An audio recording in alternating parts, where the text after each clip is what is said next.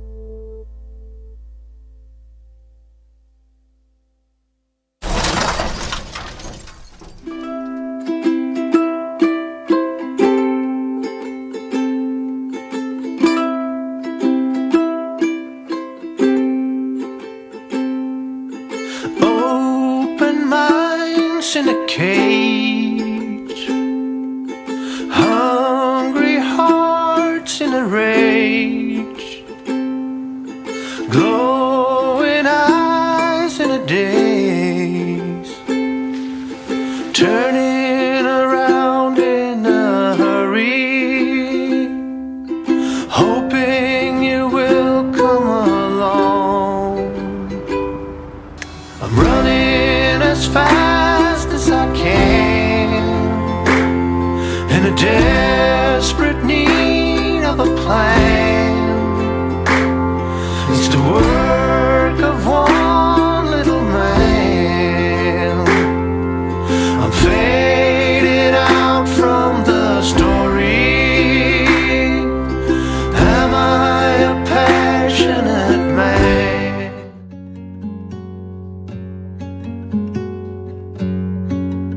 For as long as I knew that Four Corners existed, I've always wanted to go to Four Corners. Primarily because it's just interesting to think about being able to stand in one spot and actually be in 4 states at the same time. What most people don't know about Four Corners is that the whole location is predicated on a lie, because the location itself is actually completely within Utah. And the actual geographic Four Corners is just a couple hundred yards southeast of the actual location. Not sure why that's the case, but you can't refute it.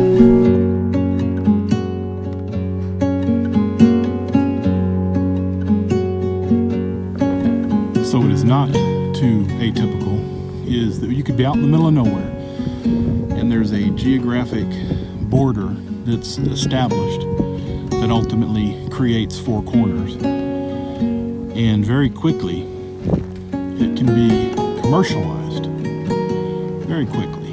So those are all booths on all of the corners within the states respectively, I assume. And then right in the middle, there's a lot of people that are waiting in line to get their picture taken, which I did as well, because hey, I am here.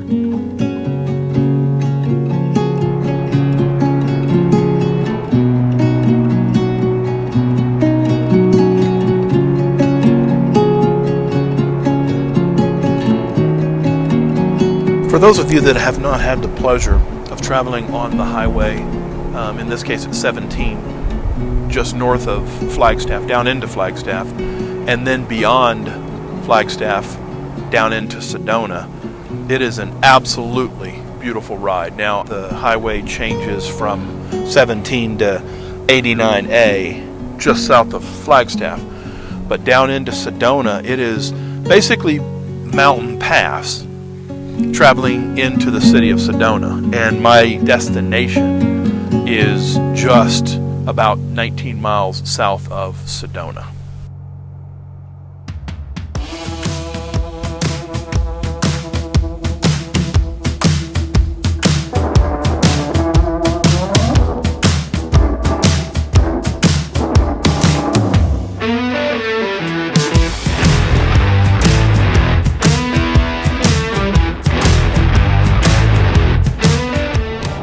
Man, if this guy continues to ride my bumper, I'm gonna have to charge him for gas.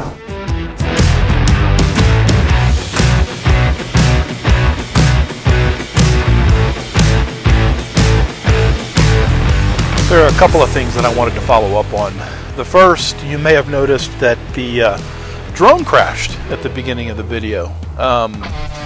It's the first time that I've actually crashed the drone. I wanted to include that footage because I wanted to also reiterate the fact that the drone is fine. I have some great footage since, so everything is fine. The drone is actually designed to stop, the blades stop as soon as they hit significant resistance. And of course the bush was a significant form of resistance. And it's just hard to judge the distance.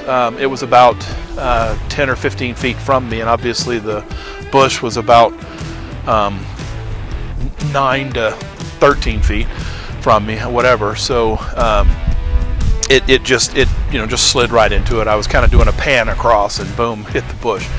But again, it's fine, so no worries there.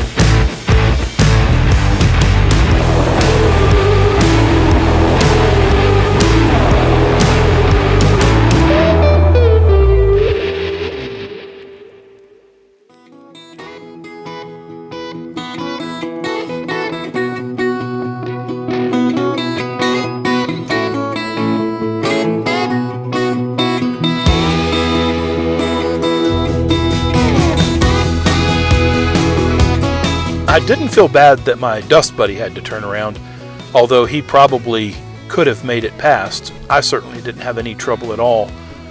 But what I did feel sorry for was the couple that ended up apparently needing to turn around and just really chose the worst spot to do so.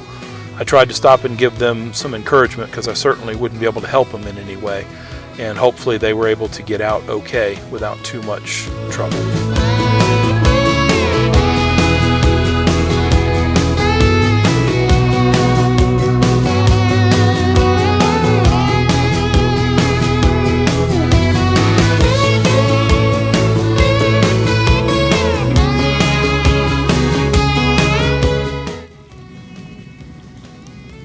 Spending a little time at the campfire with my good friend Joe and Pickles.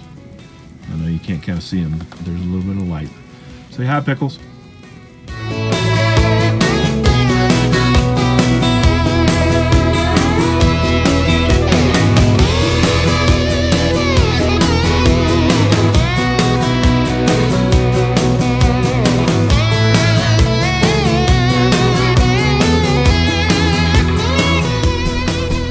I didn't include much footage of Joe and my conversation, primarily because I always, if it's the first opportunity that I have to sit down and talk to you, I always give you the opportunity at that point to decide whether you ever want to be on camera or not.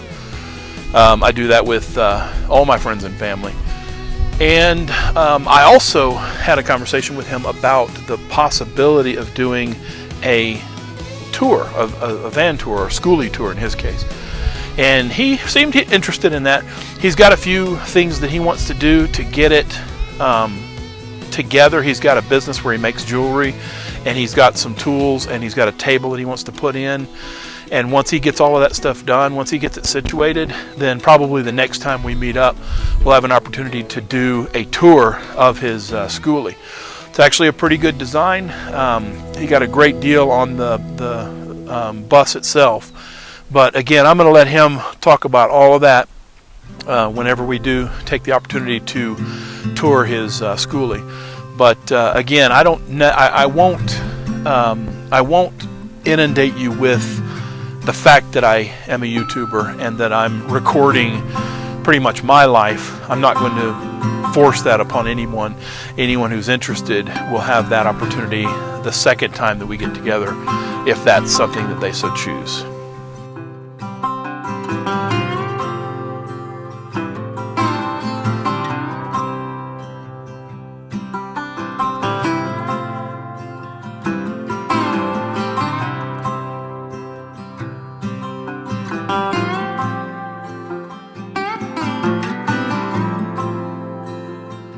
Anytime that I have an opportunity to spend time with friends and family, I genuinely cherish it. I am in the moment, and that's something that I've actually learned very well over the last several months, is being in the moment. But whenever that moment ends, then it's time to move on to the next moment. And I really do enjoy my alone time as well. I spend a lot of time journaling. I spend a lot of time reflecting on my current situation, spending some time alone, and conversations with God, prayer and meditation, introspective conversations. And yes, I do kind of stand out in the middle of nowhere and talk to myself sometimes. Thankfully, I haven't answered myself yet. It's really more just an outward expression of my inward feelings. So again, I look forward to my alone time as well, and things like that really kind of keep me grounded and focused, so that whenever I do have an opportunity to meet with other people, I can not only contribute to the conversation, but I've also learned something that's very, very valuable. The fact that I have 2 ears and 1 mouth means that in many cases I am getting better. I still am not perfect, but I'm getting better at listening a lot more than speaking as well. I find myself in a position where I have everything that I want to say out on video, and so if anyone has any questions of me, they'll ask. If they don't ask, then I don't necessarily need to impose it. But just being in the moment there as well. I typically am traveling. Usually I don't stay anywhere more than 2 or 3 days at any given time. And in many cases, the longer I stay, it's probably because I have phone service or even Wi-Fi, which is great because I can really get some editing and download some content and get some information, do some research, things like that.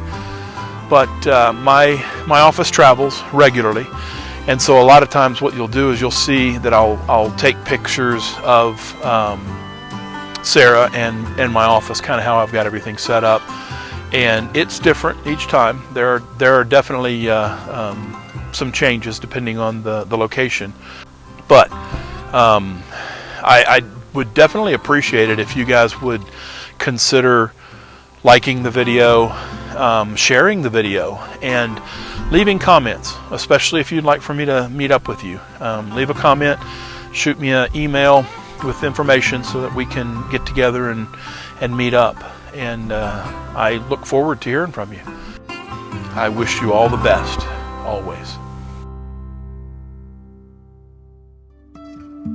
Jumping from cliffs so high, trusting our wings to fly. Sometimes we're crashing down, but we get up and start from the ground.